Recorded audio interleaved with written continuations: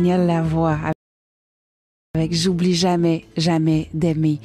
Daniel Lavoie qui montera sur les planches du Collège Boréal en spectacle ce soir. C'est un concert présenté, par la SLAG, auteur, compositeur, interprète de nombreux succès de la chanson francophone. Vous les connaissez, il connaît une carrière prolifique depuis plus de 40 ans. Le spectacle qu'il nous présente à Sudbury est monté autour de son 24e album, Mais long voyage. Sophie, nous avons Daniel Lavoie au bout du fil. Oui, donc Daniel Lavoie qui est au bout du fil. Monsieur Lavoie, bonjour. Bonjour. Comment allez-vous ce matin? Je vais très, très bien. Oui. Je termine mes bagages avant d'aller prendre l'avion. Oui. On va espérer justement que votre avion ne soit pas annulé ou retardé. Alors, vous vous en venez à Sudbury pour nous présenter votre spectacle Mes longs voyages. Et comme le disque, c'est un spectacle qui fait appel à plusieurs musiciens, là, une importante section de cuivre. Donc, vous serez entouré de nombreux musiciens ce soir, là. Ouais, c'est mon gros band qui fait le tour avec moi cette fois-ci. C'est mon cadeau de dernière tournée. Wow. Je l'ai dit à ma compagnie de disques que je sais, ça serait probablement ma dernière tournée. On dit toujours ça pour avoir plus de musiciens.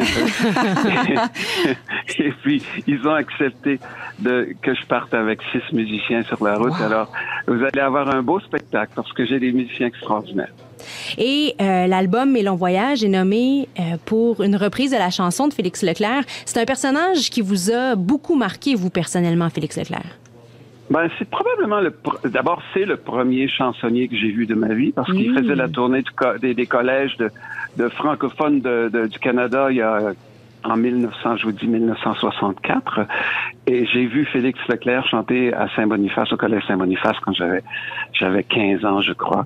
Et donc, ça a été probablement le premier à me donner la piqûre de la chanson. Il avait l'air de quoi sur scène, Félix Leclerc?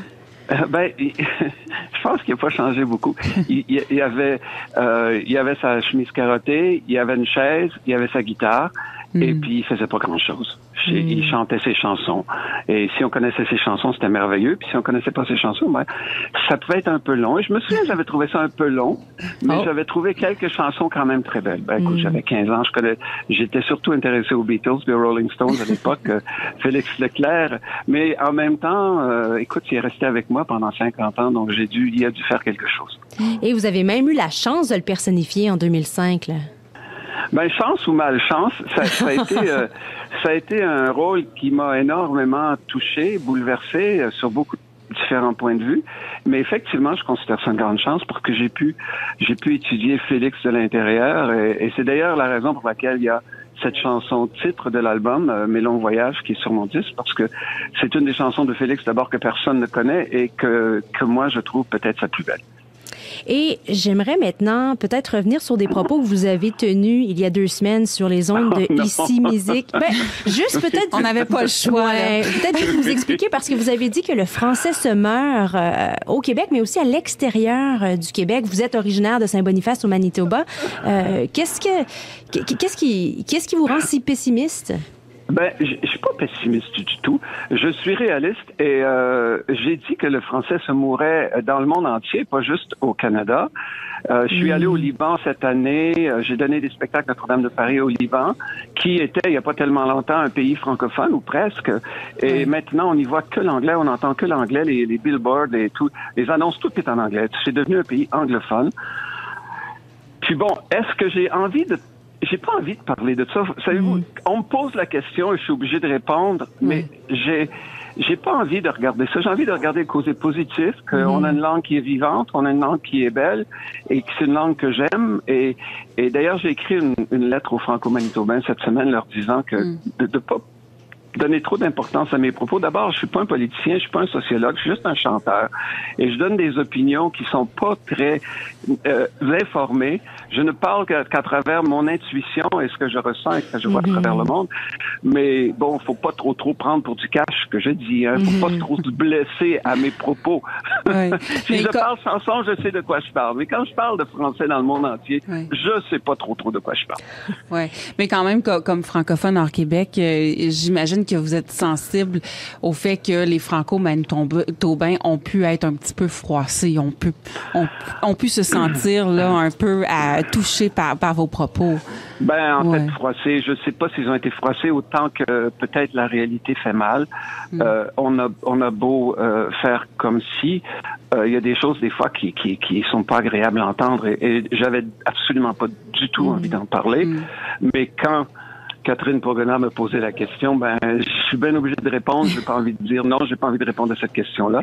Mais j'aurais peut-être dû dire j'ai pas envie de répondre à cette question-là parce que c'est un sujet qui est ouvert à toutes sortes de controverses et puis pour lequel j'ai pas une grande autorité. Donc, on peut parler de musique si vous voulez. Ça, je connais mieux.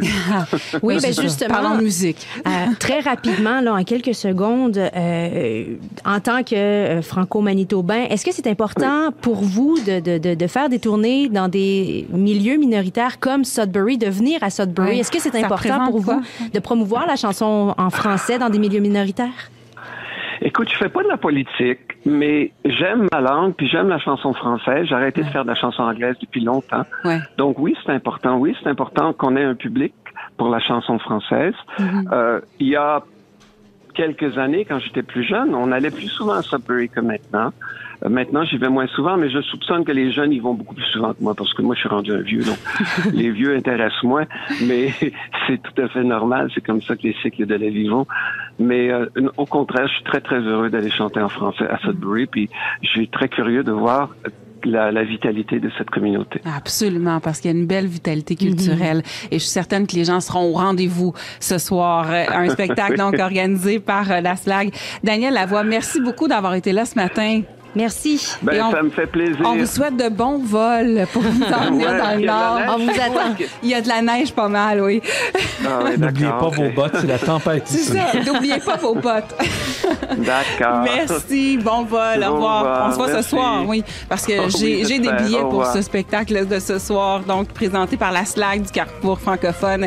C'est au Collège Boréal de Sudbury qu'aura lieu donc ce spectacle de Daniel Lavoie. Merci beaucoup, Sophie Drapeau.